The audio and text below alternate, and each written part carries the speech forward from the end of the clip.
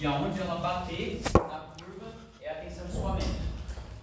Isso pode parecer simples, e realmente é, eu acho que é, mas dependendo para a pessoa que tenha mais dificuldade, que não tenha tanto estudo, porque é o seguinte, essa daqui vai ter que ter a mesma inclinação da curva anterior, da curva original. Porque, por exemplo, essa reta vermelha aqui, se eu fazer uma outra reta assim, ó, se eu fazer essa vermelha aqui baseada nessa outra curva aqui, ela vai dizer que a tensão de escoamento está aqui, que está completamente errado. A tensão de escoamento verdadeira é essa daqui, né? Todo mundo consegue perceber. Então a gente vai ter que calcular para deixar a equação offset, que a gente chama, que é essa vermelha, realmente paralela à tensão de escoamento, à curva original, a região elástica da curva original. E para isso, quem que é o nosso coeficiente angular de uma curva? Toda reta, ela vai ser determinada, ela vai ser regulada pela função ax mais b. Então, né, a gente sai desse médio sem saber onde que a gente vai usar essas coisas, né? Muitas vezes perguntam, né? Aqui já estão. O que a gente quer desse cara é o ax. O a é o coeficiente angular que vai dizer qual é a inclinação da reta que eu tenho. Então eu preciso pegar o a dessa curva aqui, essa daqui minha vai ter a mesma constante a, vai ter o mesmo coeficiente a, mas vai ter um coeficiente b diferente. Até porque se fosse igual, ela não ia estar 0,2 colocada para a direita, ela ia estar em cima, né? Então a gente vai também precisar encontrar o valor de b. E é isso que a gente vai trabalhar. Primeira coisa que a gente vai fazer vai ser adequar o TXT no ensaio, para colocar no Excel. A professora falou que ela já fez a alteração lá para, em vez de ser ponto, ser vírgula, né? Mas se precisarem, isso é uma coisa que, assim, para outras matérias, agora vocês vão encontrar um sujeito na frente chamado Richard Castro. E aí vocês vão precisar saber de algumas coisinhas dessas. Vocês não vão encontrar o Elvis, então, para o Elvis, vocês também vão precisar saber muito disso. Mas enfim, essa é uma função do TXT que dá de fazer no Excel, mas no Excel dá mais errado. Façam por aqui. Aqui ela vai localizar alguma coisa e vai substituir por outra. Então, por exemplo, tem até, se vocês estão escrevendo um texto e repetiram muito uma palavra, ou descobriram que aquela palavra que vocês usaram estava errada, vocês podem botar aqui, ó, substituir aliás por entretanto. Aí ele vai substituir, né, o que você mandar. Ele vai procurar isso. Só mostra para eles como que eu abro isso. Tá. Acho que ele nunca fez, não está. O atalho é Ctrl H, mas vocês também podem fazer por aqui, ó, editar e substituir. Ctrl H. Então aqui eu vou substituir o ponto por vírgula, que é como o nosso Excel vai aceitar. E eu também vou fazer uma coisa que vai facilitar, que não é obrigatório, mas vai facilitar. Eu vou dar um outro Ctrl H e eu vou substituir espaço por ponto e vírgula. Isso aí também facilita bastante. Eu vou dar um Ctrl A, que vai selecionar o que possível. Aí eu vou lá para o Excel. Se vocês compararam, Eu tirei o cabeçalho. Não tinha necessidade, mas eu tirei o cabeçalho. É por causa que eu estava acostumado no software. Meu programinha vai ser tirar o cabeçalho. Mas acho que às vezes tem uma Então tá certo. Agora eu vou copiar aqui, porque isso aqui é só questão de formatação, para ficar mais bonito, né? Para não ficar tudo jogado depois. Alguns dados de entrada que a gente vai ter que colocar. Área inicial do corpo de prova, porque a gente vai querer transformar força em tensão. Diâmetro, o diâmetro vai calcular a área. E aqui eu também botei um largura e espessura e um cálculo de área e largura e espessura, caso a gente não esteja trabalhando com diâmetro. Vamos imaginar que a gente está trabalhando com diâmetro. Diâmetro, vamos botar aqui um diâmetro de 6 milímetros. Então já me deu uma área de 28 milímetros quadrados. Agora a gente vai colocar... Antes disso, antes de botar esses dados de entrada, eu esqueci de substituir o ponto e vírgula, que a gente botou o ponto e vírgula para ele separar as casas aqui automático, tá? Senão ele ia colar tudo na primeira coluna. Tem como separar pelo Excel? Tem, só que às vezes não dá certo. Às vezes ele desformata tudo. Então como é que vocês vão fazer para tirar esse ponto e vírgula? De um jeito muito parecido que eu fiz lá no bloco de notas. Vocês vão localizar e selecionar, substituir ponto e vírgula por nada. Substituir tudo. Pronto. Foi substituído tudo. Agora a gente vai querer transformar. Eu vou botar aqui de novo o cabeçalho para a gente conseguir se localizar com mais facilidade.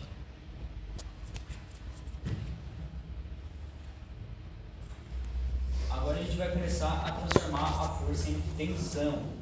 A primeira coisa que a gente vai fazer.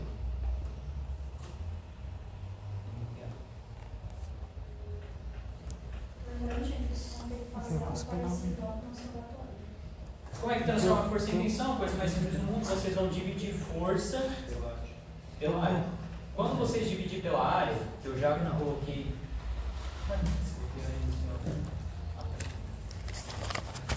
Vocês vão dividir força. Então vocês vão pegar a célula da esquerda e vão dividir pela área. Eu aperto Fn, F4 ou só F4? Ah, tá. É só F4. Pela área, F4. Por que eu apertei F4 aqui? Se vocês verem, tem dois símbolos aqui. Quem aqui não sabe nada de Excel? Que sabe muito pouco? Tá. Por que eu coloquei esse símbolozinho aqui? Porque agora eu vou arrastar para baixo, para ele repetir a mesma fórmula para todos esses valores. Então ele vai pegar esse daqui e dividir pela área, esse aqui e dividir pela área. Mas no Excel, quando a gente quer travar uma célula, para que uma célula não vá arrastando para baixo, a gente tem que apertar F4 ou inserir dois símbolos de dinheiro, dois cifrão, porque senão ele ia dividir esse daqui pela área, depois ele ia dividir esse de baixo pela célula de baixo, entende? Ele não ia travar. Ele aí pegando sempre de baixo. Sempre de baixo. Ele quer travar um que é um valor único. Aí eu aperto aqui e vou dar dois cliquezinhos aqui do lado. Ó, pronto, agora ele já calculou todas as minhas áreas.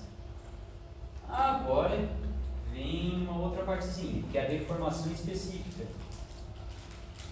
Por que a gente precisa calcular a deformação específica e não se conforma com a deformação verdadeira? Por conta do seguinte, se eu pegar isso daqui e levar para o ensaio de tração, ele talvez vai conseguir tracionar uns 20 milímetros. Agora se eu pegar o mesmo material, mais largo assim, botar no ensaio de tração, ele vai tracionar 60, 70 milímetros.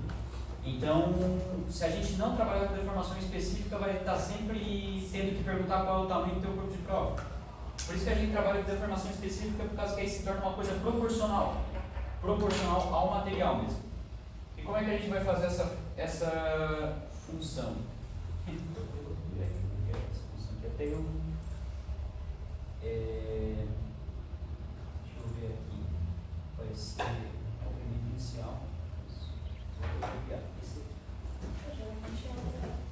Ele te dá o batalha, não. Ele dá o batalha, mas tem uns detalhes. Porque assim, ó. O que acontece?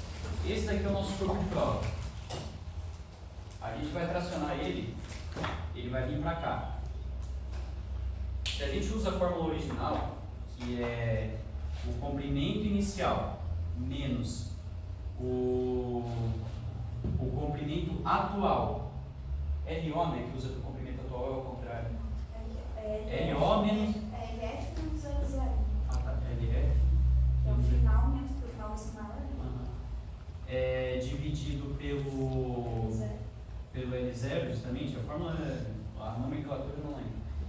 Primeiro que ele vai nos resultar no número decimal. Em vez de eles nos falar 50%, ele vai falar 0,5, né? E segundo, eu acho que essa fórmula da professora é capaz de dar certo, mas na fórmula que eu tinha estudado, que tinha me ensinado, ele não resultava no que ele tinha expandido excedente no ensaio. Ele resultava nisso daqui. Ele resultava no total. Então, digamos que esse daqui tem um valor de 1, de 100%, e esse daqui tem um valor de 50%. Né? Aquela fórmula, o que ela te dava? Ela ia te dar um valor de 150%.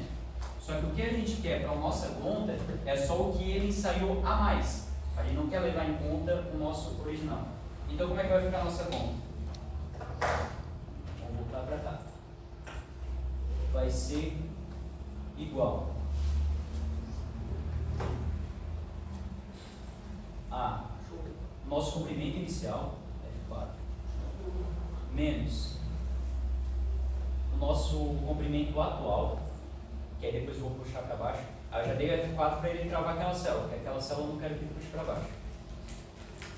Dividido pelo nosso comprimento inicial.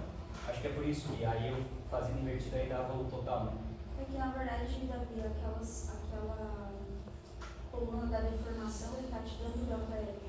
Sim, sim. Se você pegar simplesmente ele dividir pelo comprimento inicial do certo, é que daí ele vai te dar em milímetro por milímetro. Se quiser para percentual, você tem que multiplicar por 100.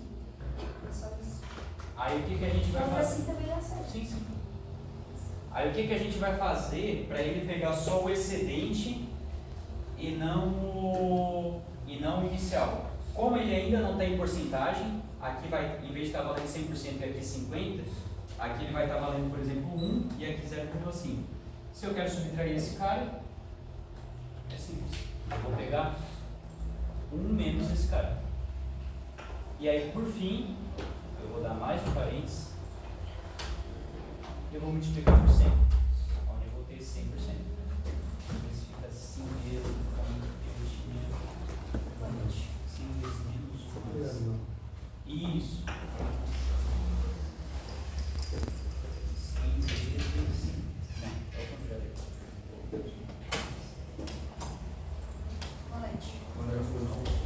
E aí agora aqui eu vou puxar para baixo. Pronto. Já não estava certo.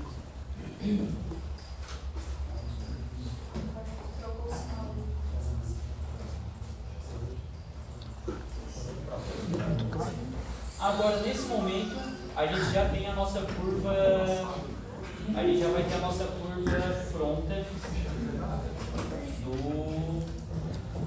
para pegar o gráfico, tensão, deformação.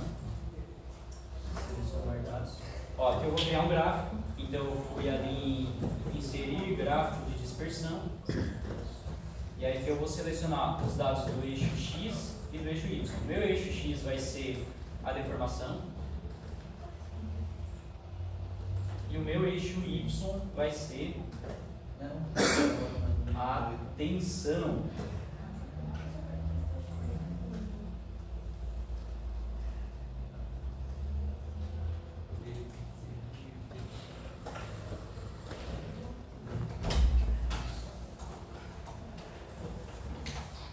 Pois bem, aqui já está meio caminho andado. Aqui a gente já tem uma curva do ensaio, ela está meio feinha. Quando vocês tiverem aula com um professor chamado Richard Castro, aí vocês podem entregar gráfico desse jeito, sem título nos eixos, sem título de nada, ele vai ficar muito feliz, ele vai dar muito sorriso. É uma coisa que ele mais gosta de que aconteça. Vai dar um bom zero. Vai dar um bom zero. Então tá vendo, ó? Muitas vezes a curva do ensaio ela fica bem evidente onde é que é a tensão do escoamento, mas muitas vezes não. Aqui a gente não consegue dizer se é mais para cá, se é para lá, e assim por diante. Tudo bem, agora a gente já tem a curva do ensaio. A gente já tem essa nossa primeira parte do problema resolvido. Agora a gente quer terminar de fazer a curva vermelha. Para fazer a curva vermelha, a gente vai precisar do coeficiente A, que era o que eu vinha falando antes, né? E isso a gente vai fazer com uma função do Excel que vocês vão ser obrigados a saber muito bem, para alguns ali, que é o seguinte: a gente no Excel, em alguns outros programas também, a gente consegue criar uma linha de tendência. Uma linha de tendência, o que ela vai fazer? Mais opções. Para alguns isso daqui vai ser tão simples assim que vai até achar estranho de eu estar botando tanta pressão nisso daqui. Mas só que realmente eu entrei na faculdade sem saber de nada dessas coisas. E como as pessoas ainda tratavam como se fosse o básico do básico, eu fiquei muito perdido por muito tempo. Então eu não tenho nenhum medo de ficar botando pressão em coisa pequena. Não é botar pressão, não é no sentido negativo. O que a curva de tendência vai fazer? Botei a outra passando pelo zero, né? É. Eu dei um clique ali e passou pelo zero. Mais opções. Definir O que a linha de tendência ela vai fazer? Ela vai pegar o que está no teu gráfico e vai tentar criar uma linha que mais se aproxima do teu gráfico, de modo que os dados que ela cria, os dados do teu gráfico sejam mais próximos possíveis daquela linha que ela criou. Só que como aqui a gente está lidando com uma curva e não com uma reta, vocês podem perceber que essa curva ela não está tão perto assim da curva. Ela vai fazer o máximo que pode. O máximo que ela pode com uma reta é fazer isso daí. Ali em cima vocês não vão conseguir ver, só que vai ter o valor de R quadrado. O valor de R quadrado, em grande resumo, é o quão confiável aquela curva é para vocês. O R quadrado aqui até que deu alto, até que eu achei que ia dar mais baixo, deu 0,6. Né? Um R quadrado assim decente é acima de 0,95. Quanto mais próximo de 1, melhor. Acima de 0,9 já está bem aceitável. Então, só que a gente não vai usar a nossa linha de tendência aqui. Só que agora, quem prestou bastante atenção e quem tem uma mentalidade de engenheiro, que é, com base nas ferramentas que a gente tem, a gente conseguir resolver o problema, já vai ter conseguido imaginar como é que a gente vai solucionar o nosso problema. Então, nosso problema, aqui para definir a curva de escoamento, era conseguir o coeficiente A. Para isso, a gente tem que pegar essa parte linear da curva, essa parte linear do ensaio, e abstrair a função ali. E é exatamente isso que essa função do Excel faz. Para isso, o que a gente vai ter que fazer? Vamos ter que criar um outro gráfico, levando em consideração só essa parte linear aqui. Então a gente vai catar no gráfico, vamos cortar, por assim dizer, a curva, para levar em consideração só esse trecho aqui. Aí ele vai criar uma função linear só levando em consideração isso aqui. Aí a gente já está com meio caminho andado. A gente já tem o nosso valor de A, que é o... Aí até agora eu já falei várias vezes meio caminho andado, né? Isso aqui até então era 1/4 de caminho andado. Agora verdadeiramente vai ser meio caminho andado, com o valor de A obtido. E para isso, a gente vai fazer de olho. A princípio. A gente vai mais ou menos ver aonde que está mais ou menos retinho aqui. A gente consegue clicar no gráfico e com Ctrl e as setinhas a gente consegue ir caminhando. Estão vendo a bolinha ali caminhando? Estão vendo, né? E a gente botando o mouse em cima, a gente vê, ó, aquele ponto é o ponto 3,74 e 95,85. Está meio borrado ali, mas só que pode conferir que esse é o número que está ali. Então o que eu vou fazer? Eu vou pegar o nosso gráfico do ponto 0 até esse ponto aqui. Eu vou, do mesmo jeito que eu fiz antes, só que em vez de selecionar todos os dados, eu vou selecionar só até esse ponto aqui. E é o que eu vou fazer. Então eu vou vir aqui.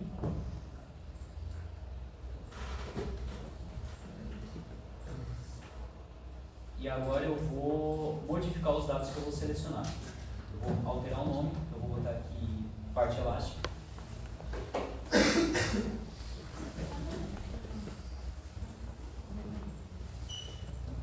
E agora eu vou procurar aquele ponto ali que era 95 ponto alguma coisa, né?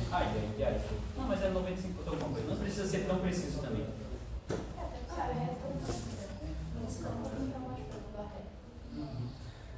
Então, ó, estou chegando no 95 aqui, 93, pronto. Aqui eu já selecionei meu eixo X, que vai ser ali na célula 320, na coluna 320, que vai encerrar, onde já está perto ali do ponto que ela deixa de ser reta, né? E agora eu também vou... O eixo X eu acredito que não ia precisar fazer alteração, mas eu vou alterar ainda assim, até o 320. Ok. Agora eu estou com a minha parte elástica que é abstraída, que é cortada da minha equação. E agora eu vou fazer a mesma coisa que eu fiz antes. Eu vou vir aqui, linha de tendência, já vou vir aqui direto mais opções e vou botar. Ela já vai automático para linear. E eu vou botar exibir a equação no gráfico e o valor de R quadrado. Vocês nem estão conseguindo ver a linha de tendência, porque uma reta a gente consegue aproximar de outra reta com muita facilidade. Então, diferente do outro, que ele fez uma coisa, né? Deixa eu fazer com uma caneta preta. Quero projetar aqui. O outro que ele fez uma linha mais ou menos assim, para tentar se aproximar o máximo possível de todas as áreas do gráfico. Aqui agora ele vai fazer uma coisa bem em cima. Então essa linha de tendência ele já criou no notebook da DV, porque vai ter uma resolução melhor, uma linha pontilhada, quase encostando, quase 100% dentro. E é claro que não vai ficar 100% dentro, porque o ensaio também tem ruído. Se a gente for aproximando a linha ali do ensaio bem pertinho, ela vai mais ou menos assim. E aqui a gente conseguiu um R quadrado, aquele que tem que se aproximar mais de um possível, de 0,998. Então é um valor muito considerável. E, o mais importante de tudo, ele vai me dar a reta dessa equação aqui. Aqui ele vai me dar aquele valor de AX mais B, né, que eu precisava adquirir no início do ensaio para fazer minha curva do offset. Então aqui a gente já está com 0,75% do caminho andado. 0,75% não, 75% do caminho andado. O nosso valor de A, aqui vocês não estão enxergando bem, mas é 24,224. Vocês que estudaram o cálculo sabem que isso é derivada do valor, porque como a gente está falando de uma função de tensão por deformação específica, isso daqui vai estar me falando que a cada 1% de deformação específica que eu andar no eixo X, eu vou andar 24 megapascal no eixo Y. Né? Então, esse é o nosso valor. Pois bem, agora que eu tenho o meu valor de A, eu tenho que correr atrás do meu valor de B. Eu vou salvar aqui o meu valor de A, eu vou tentar deixar maior, para vocês conseguirem enxergar com mais facilidade.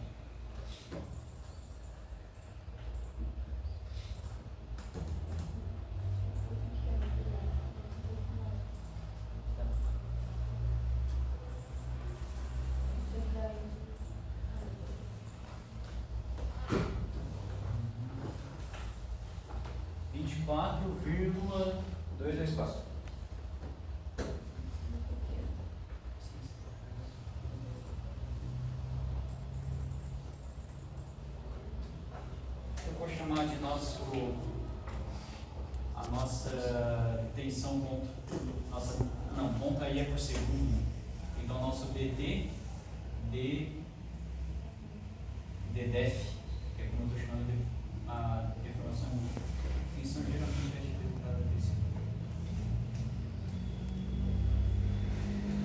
Pois bem, agora que a gente tem o A, a gente precisa correr atrás do valor D.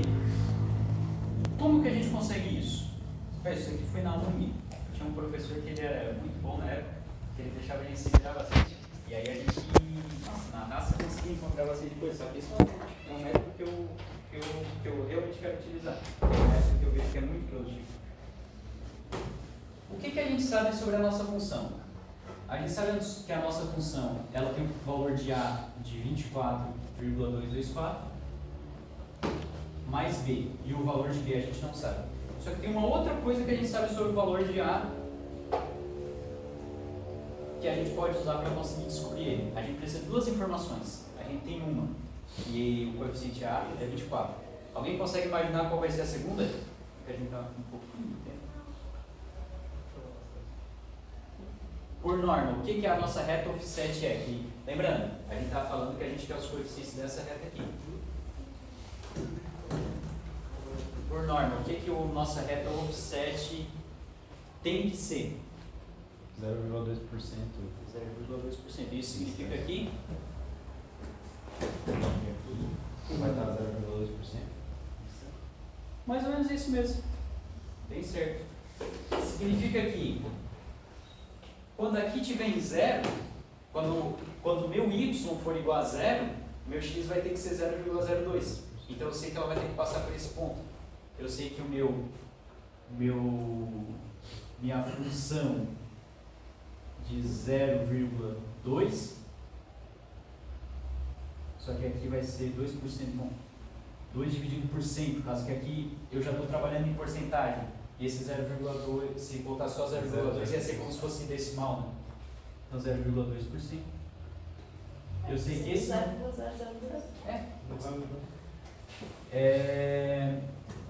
Ele vai ter que ser igual a zero. Isso significa que então eu consigo montar uma equaçãozinha aqui. Que vai se dar dessa maneira. Que quando o meu valor for zero, eu vou ter 24,224 vezes qual é o meu valor de x? Quando é igual a zero aqui, 0,002 mais b. Ou seja, eu estou com uma equação que só tem o b de variável que eu não sei. E aí Deixa eu só explicar uma coisa. Aqui tem o 24 lá, ali tu já tem um percentual. já tem percentual. Então ali eu acho que 0,2, né? Não, mas justamente, se esse meu 24 tem percentual... Não, mas é que aí ele é relativo a 0,2. Se ele tivesse... Tá certo, entendeu? tá certo. Porque tu não Aí, fez os cálculos tá certo, usando tá certo. o milímetro por milímetro. Tá Tu certo, usando Porcentagem. porcentagem, 0,2, né? 0,2 direto. 0,2 direto. Tu dividir por cima da Não, 0,2, né? Botou um 0 a mais. Agora é só isolar B, e isolando B, a gente vai conseguir a nossa... tá, 0 a mais 0. Ah, tá, 0 a mais? É 0,2.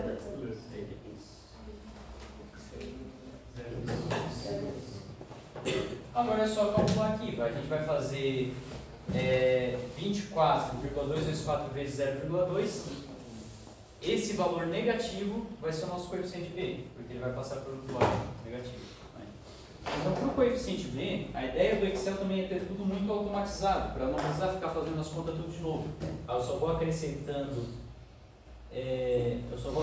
os valores. E aí ele vai calculando automatizado também. Então eu vou fazer aqui menos 0,2 vezes esse cara aqui. Pronto. Agora eu já tenho o meu coeficiente A e o meu coeficiente B da curva. Agora, para eu enxergar isso no gráfico, eu vou ter que criar essa curva em um formato de TXT. Em um formato de célula. Então eu vou criar um eixo X aqui artificial para ela, onde eu vou botar aqui 0,1, igual de cima mais 0,1. Vou colocar isso aqui dentro.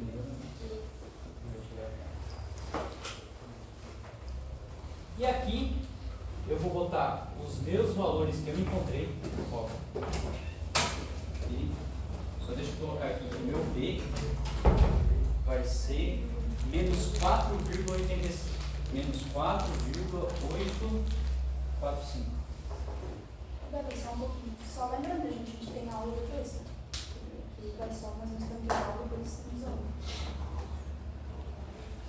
E agora, para conseguir fazer essa função, para eu fazer o eixo y, eu vou usar a função, os coeficientes que eu obtive.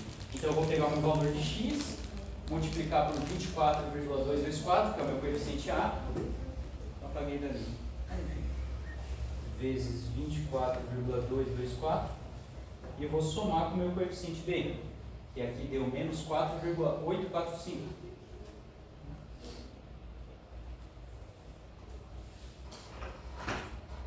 E vou puxar para baixo, vou dar 2 cliquezinhos do lado para ele arrastar a fórmula para baixo até o final. Agora eu vou vir aqui na minha curva de ensaio e vou colocar junto vou adicionar essa minha parte. Vou chamar essa parte aqui de offset. O meu eixo X vai ser esse cara aqui. E o meu eixo Y vai ser esse cara aqui.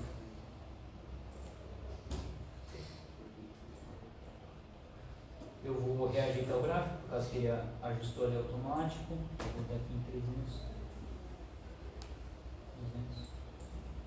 0. Eu vou inserir a legenda. Pode ser assim. E eu vou deixar esse aqui vermelho.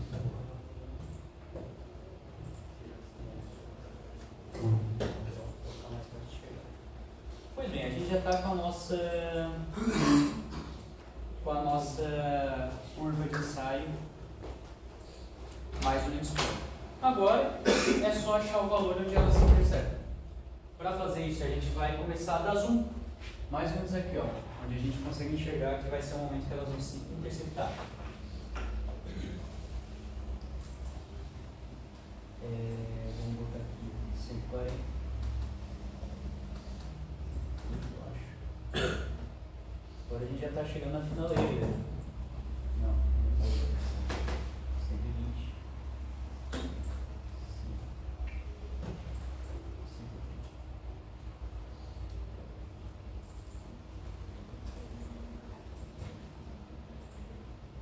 Oi, vai travar aqui. Mas destrava aqui para não sobrer. Ah, não, mas só que tem o planilha pronto aqui também. Não, acho que não foi. Não, foi. Aqui, 6. Temos o valor aqui agora da interceptação. Interceptação, isso aí agora. Que é mais ou menos 120 nos quebrados. A gente podia continuar dando zoom para conseguir um valor mais aproximado, um valor mais exato. Só que aí é com vocês vão ver mais ou menos aonde que vai dar essa intercepção aqui, entendeu? Mais ou menos entre 120 e 125, 122, 123. Agora, por que é preciso saber fazer esse ensaio, essa questão manual? Para conseguir os dois coeficientes e fazer a curva do offset, a reta do offset, vocês viram que a gente precisou selecionar manualmente.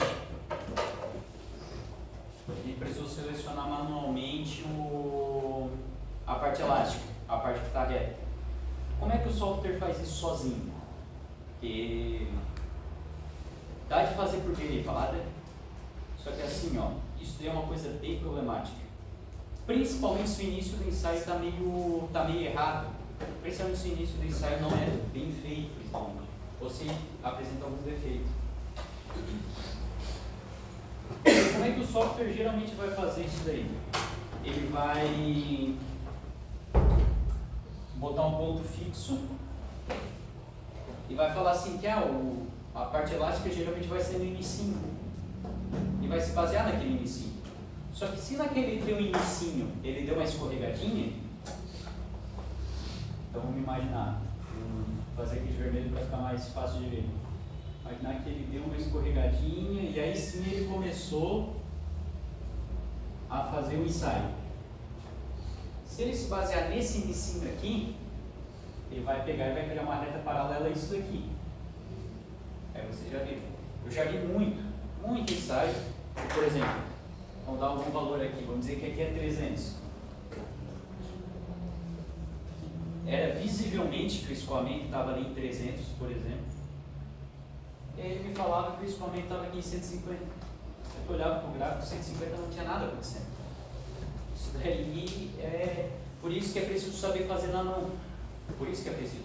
Agora, aquele programinha que eu fiz, qual foi a diferença que eu fiz dele? Ó, quer ver? Eu vou abrir de novo, agora ele vai abrir errado. Quando eu abrir pela segunda vez está certo. Ah, não, foi o contrário. Qual é a diferença do meu que eu fiz aqui? Aula 15.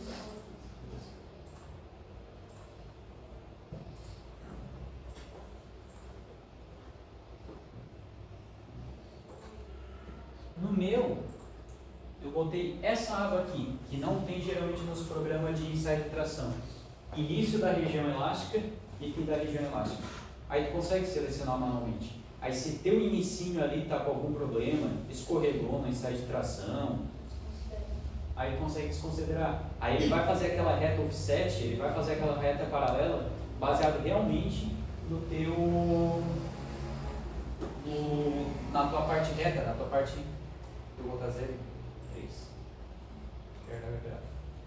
Essa linha cinza aqui, que ela deu bem em cima ali, não deu, vai ser.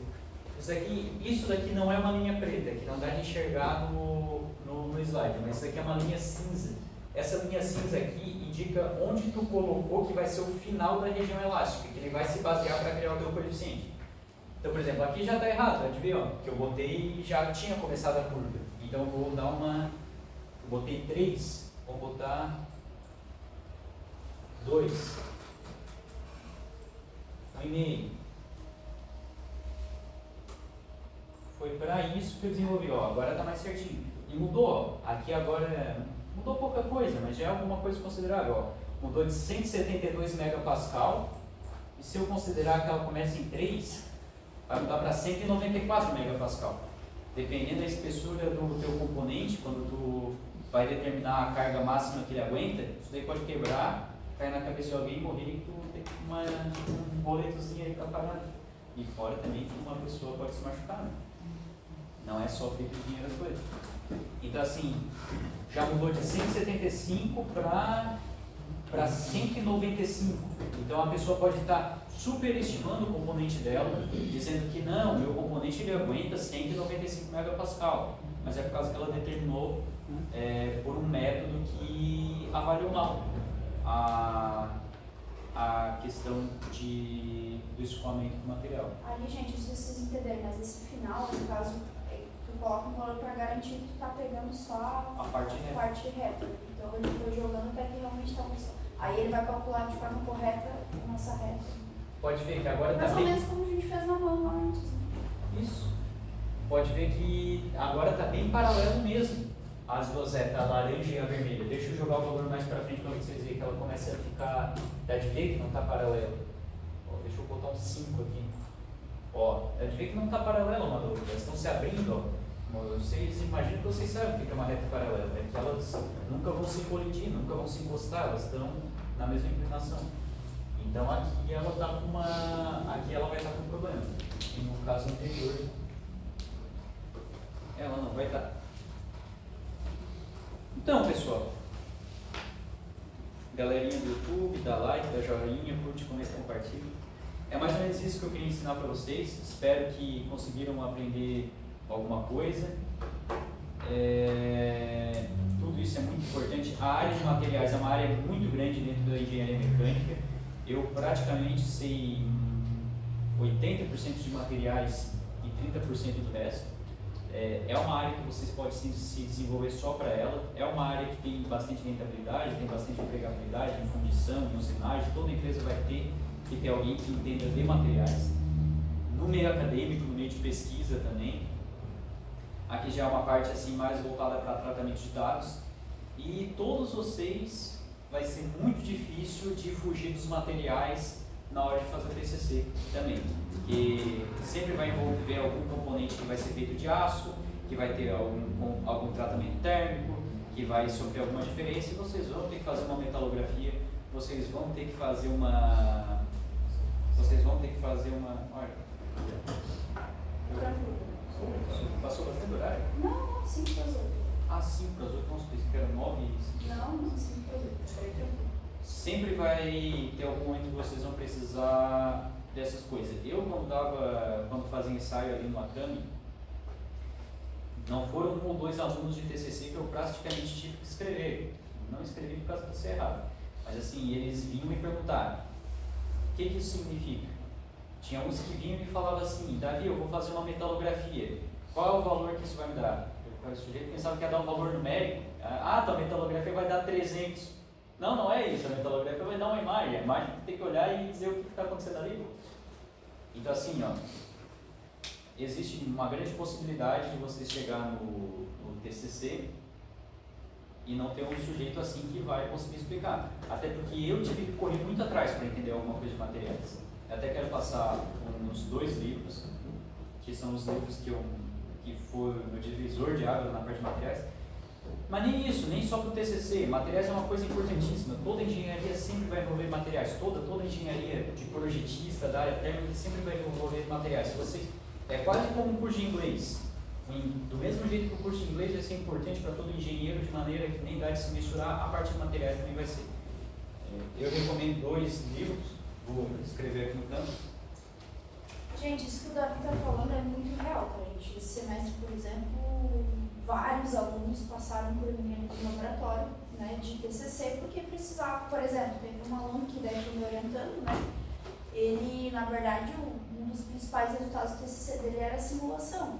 E nem é a minha área, só que a gente precisava pegar o material que eles fabricavam lá na empresa e caracterizar, achar esses dados aí para poder colocar na simulação, para simular e entender o que estava dando falha no produto deles lá, né? Ele fez um case na empresa dele. Então, assim, é uma coisa que existe a possibilidade de vocês fazerem um TCC que não vai envolver nada disso, existe, mas é bem pequena. A chance de vocês terem que fazer um ensaio mecânico ou uma metalografia é muito grande. Então, tudo isso que a gente está vendo nessa disciplina, lá no final, provavelmente vocês vão precisar relembrar, né? Então, o que o Davi está querendo dizer é que, assim, não negligenciem o que vocês estão vendo nessa disciplina, tá? É bem provável que vocês vão ter que chegar lá e vão ter que, né? E o Davi ajudava bastante gente, ele me ajudou também no meu mestrado. O Davi era bolsista, né, Davi? Sim, sim. Muitas metrografias juntos. Muita metalografia. Então, assim,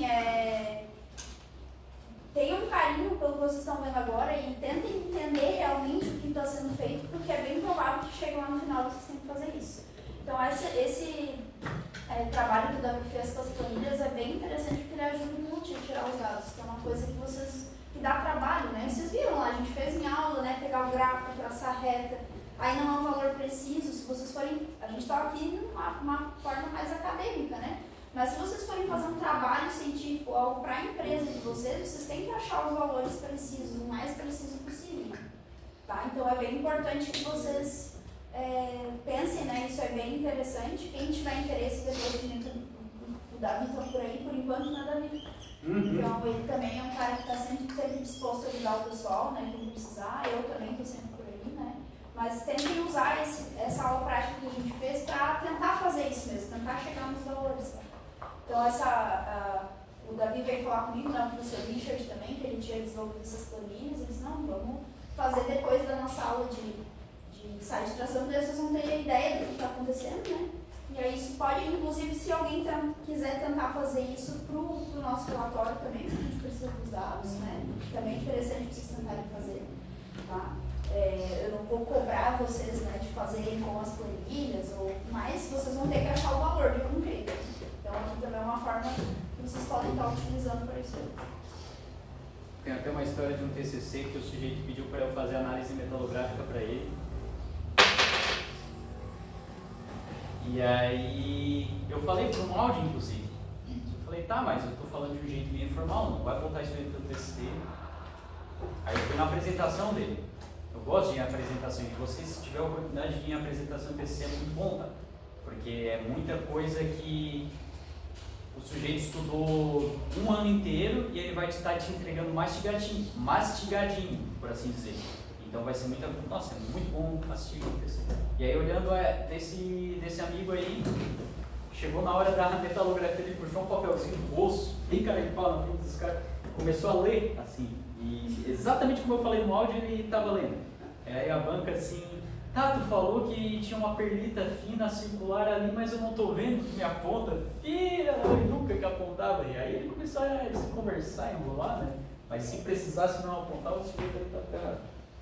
Aqui eu botei 2 livros que eu recomendo muito.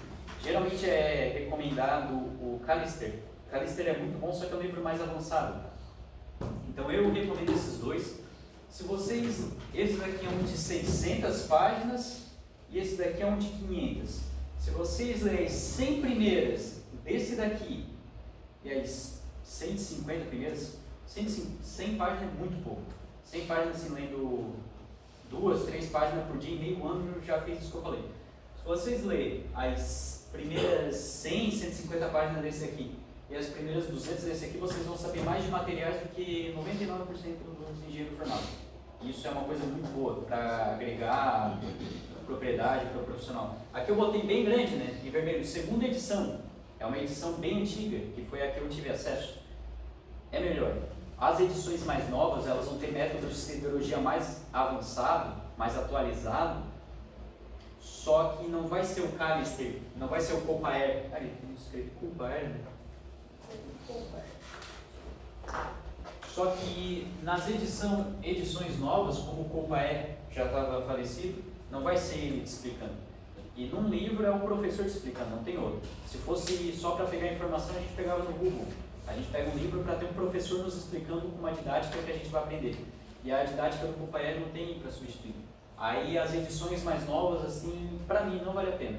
Não sei se tem na biblioteca a segunda edição. Tem PDF na internet. Tem PDF. O PDF na internet não vai ter o livro inteiro, mas vai ter as partes que mais importam. Vai ter as partes mais O interessantes. Chiaverini é bem fácil de achar. A segunda edição? Ah, tá. O Chiaverini é fácil de achar. O Chiaverini é o Chiaverini, ele é um livro amarelo, é uma edição amarela, bem fácil de encontrar. As outras edições eu não li para poder opinar. Aqui eu li foi essa amarela, da capa amarela. E ele é um mais geral, assim, que ele vai falar sobre todo tipo de aço, sobre aço para construção civil, aço para não sei o quê, sobre os principais elementos de liga e os seus efeitos, tratamento térmico. Então é assim, ó, sendo bem sincero, é um livro essencial.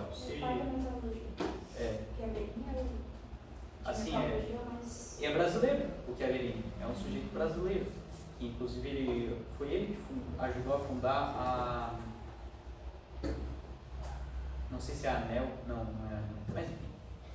É um livro essencial, tá? Assim, é essencial mesmo. Quando eu digo essencial é porque se não ter, fica bem difícil. Para todo engenheiro, independente da área que for trabalhar. E como quase ninguém lê, quase ninguém faz esse essencial, quem fizer vai estar muito bem encaminhado e vai ter um ótimo futuro pela frente. Né? Fechou então, professora? Quem quiser ir pro... Gente, nós vamos fazer o seguinte, vamos fazer o... Alguém ficou com alguma dúvida?